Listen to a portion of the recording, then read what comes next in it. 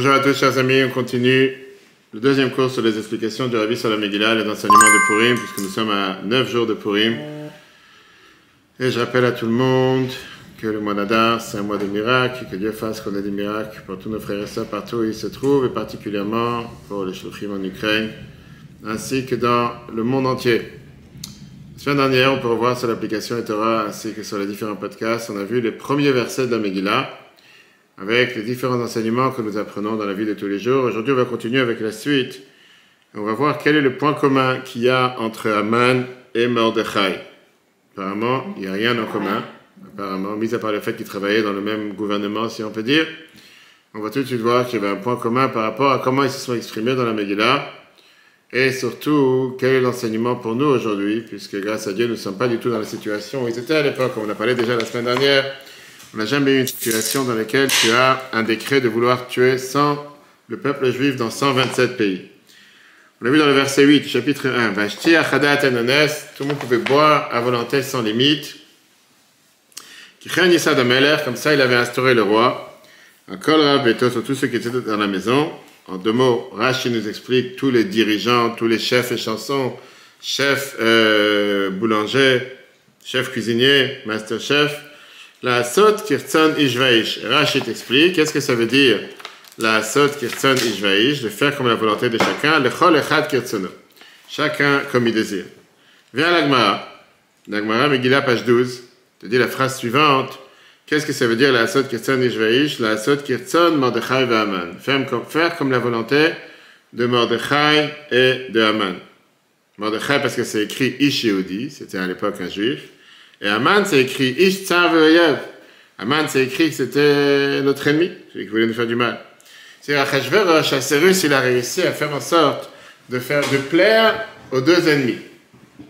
Maintenant, le Midrash t'explique qu'en réalité, c'est ce qu'il voulait faire, mais il n'a pas réussi. Pourquoi il n'a pas réussi?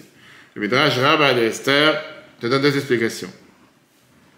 Amar, le Kadosh Baruch Hu, Dieu lui a dit moi, j'arrive pas à faire en sorte que toutes mes créatures soient satisfaites, si on peut dire. Et toi, tu veux faire plaire chacun. Tu ne veux pas plaire à tout le monde dans la vie. La coutume dans le monde, le Midrash te dit tu as deux hommes, ils veulent se marier avec la même femme. Est-ce qu'elle peut se marier aux deux? Le Midrash te demande elle a olazé, ou à l'un ou à l'autre. Tu ne peux pas te marier la même femme à deux personnes dans la norme. C'est pareil quand tu as deux bateaux, le Midrash te dit, qui vont monter dans le port. Une va aller à nord et une va aller au sud. Est-ce que le même vent peut conduire les deux bateaux ensemble? Non. Tu as besoin d'un vent qui te conduit vers un côté et l'autre vent de l'autre côté. Le machar shneim d'adam ba'el lefanecha. Dieu dit, demain tu as deux personnes qui viennent devant toi. Ish Yehudi ve ish Tsar ve'oyev. Un juif et un ennemi. Est-ce que vraiment tu peux te rendre quitte, en deux mots, satisfaire les deux? Et la chata me remème la zève et se lève la zève. Tu es obligé d'élever un, de rabaisser l'autre. Tu ne peux pas plaire à tout le monde. Quand tu as deux ennemis, tu es obligé de dire l'un il a raison, l'autre il a tort. Avec l'un je suis d'accord, avec l'autre je ne suis pas d'accord. Ça veut dire qu'Achashverosh il a fait une erreur en pensant qu'il pourrait associer deux ennemis ensemble en disant tout le monde sera à l'aise dans mon festin. Tu ne veux pas être à l'aise. Tu ne veux pas faire deux contraires. D'un côté, comme la volonté de Mordechai, qui était un Ish Yehudi, et de l'autre côté, comme la volonté de Haman, qui était un ennemi. Et c'est pour ça, le verset a été dit, Kintera Katou, le verset, il s'est moqué de lui en lui disant que oui, il a voulu faire plaire à tout le monde, mais la réalité, c'est qu'il ne pouvait pas le faire. Ok. Ça, c'est la première explication du Midrash. Deuxième explication du Midrash, qui est un peu plus profonde. Viens te dire que Ravuna a dit au nom de Rabbi Binyamin Bar Levi, dans ce monde en bas, quand le vent du nord souffle, le vent du sud ne peut pas souffler.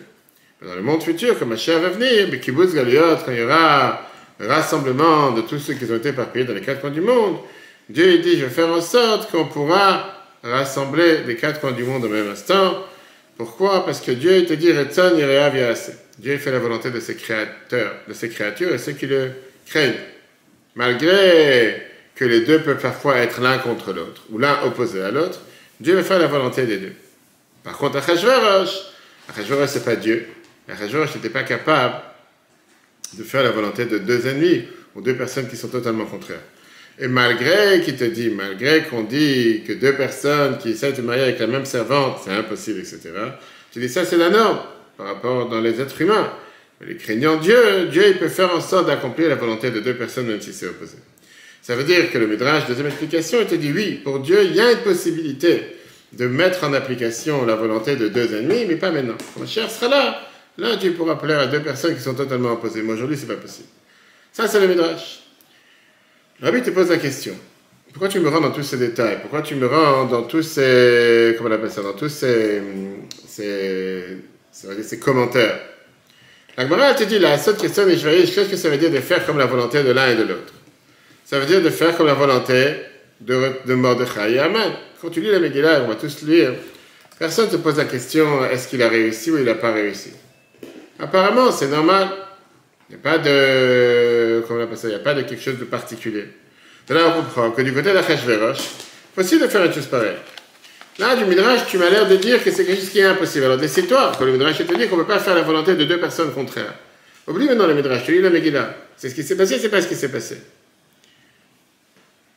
Quand tu lis la Megillah, tu dis que c'était un festin de 180 jours où il y avait telle vaisselle, il y avait des tels tapis, il y avait des tels mangés.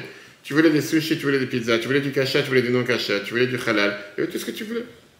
Pourquoi tu rentres maintenant dans les détails et commences à me dire que c'était impossible, etc. La Bible explique de ça un enseignement, comme on l'a vu la semaine dernière, que tout celui qui lit la Megillah à l'envers, il n'est pas quitte. Et c'est surtout celui qui lit la Megillah comme si c'est quelque chose du passé, il n'est pas quitte. Et on va voir tout de suite l'enseignement qu'on a pour la vie de chacun d'entre nous aujourd'hui.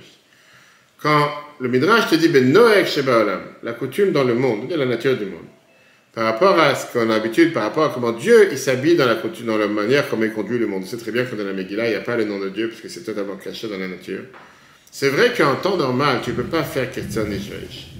Tu ne peux pas faire comme la volonté de Mordechai et Haman au même instant. C'est deux sens contraires. Mais quand tu parles de Dieu qui est surnaturel, on regarde comment Mashiach va venir, là on peut lui faire deux choses contraires à la fois.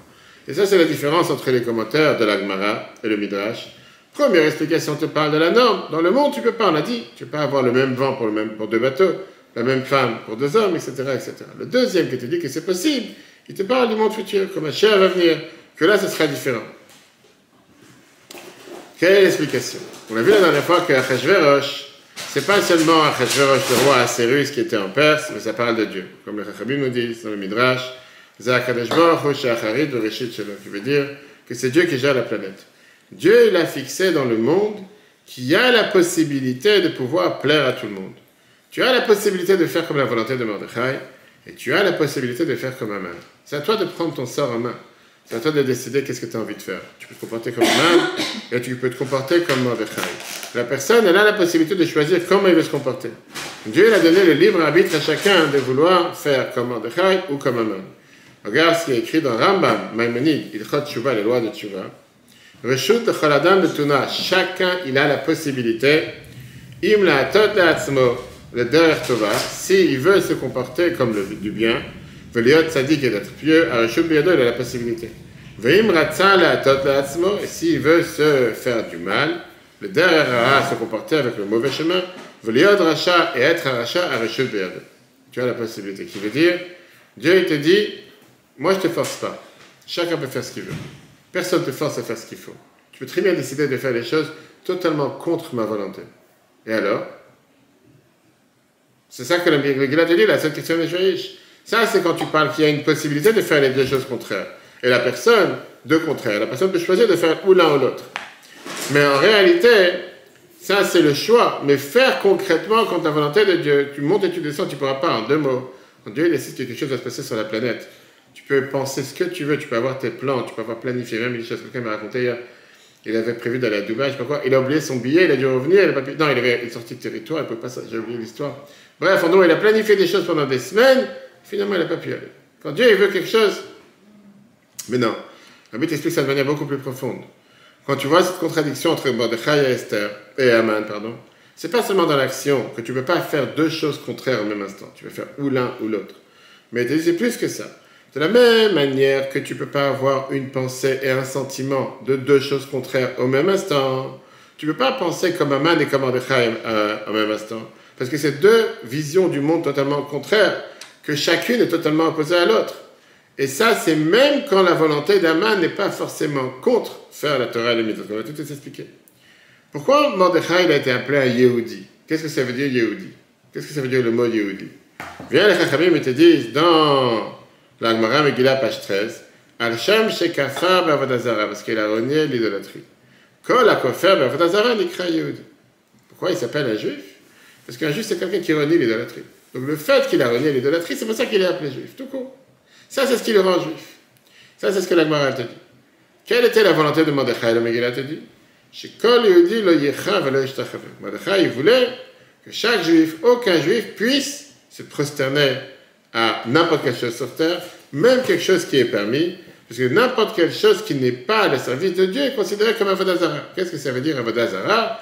Un service étranger au service de Dieu. Ce n'est pas forcément l'idolâtrie, même si on a l'habitude de dire c'est l'idolâtrie. Pourquoi? Qu'est-ce que tu dis dans le schéma tous les matins? Vavatem et Hashem Elokechem, ou Vavatem bechol vafred, va servir Dieu avec tout ton cœur. Pas forcément quelque chose qui est contre le Shulchan Aruch. Quand tu sers un autre Dieu que Dieu, ta voiture, ta maison, on parle plusieurs fois de certaines personnes que tous les samedis sont là à astiquer leur voiture, on les voit en Amérique en général, tout le monde sait de qui on parle. Des gens que vraiment ils considèrent des choses qui sont comme leur Dieu sur terre. Ça aussi c'est appelé Avodah Zara. Qu'est-ce que ça veut dire Avodah Zara? La Gemara elle te dit Avodah Shezar Alo, un service qui est étranger à Dieu. Dans deux mots, puisque tout le but pourquoi Dieu t'a créé, c'est pour faire la volonté de Dieu. Comme les Chachamim te disent dans la Tosefta de Kiddushin. Ani, l'onivré-il, le Shemesh et Koni, j'ai été créé seulement pour servir Dieu. Ça, c'est le but. Ça veut dire que tu dois que prier et apprendre, non?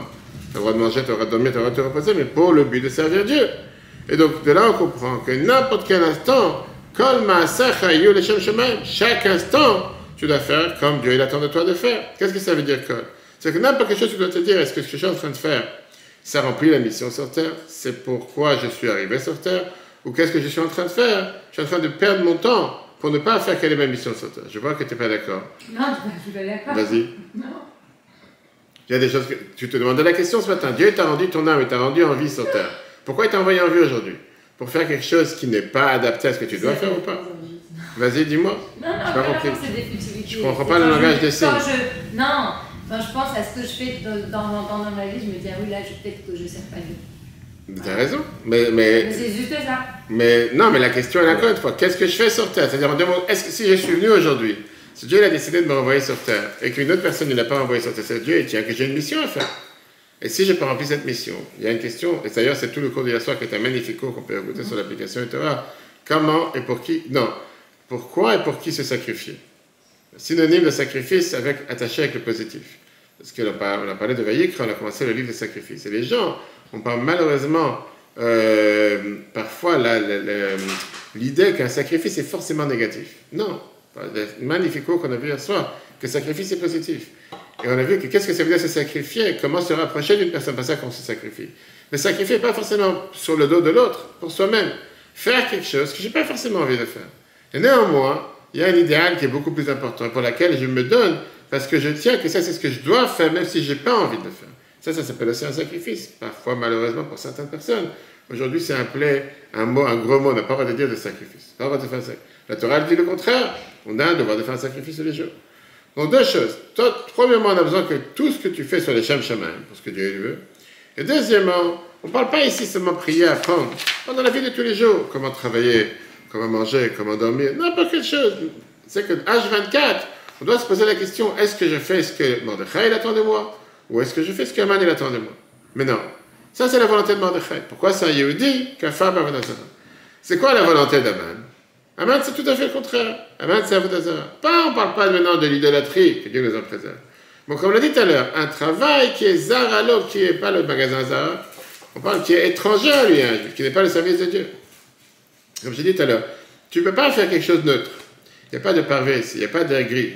C'est ou d'un côté ou de l'autre. Bien sûr que manger, boire, dormir, ça fait aussi partie du service de Dieu, c'est ce que Dieu attend de toi. De se reposer, dormir, pourquoi pas.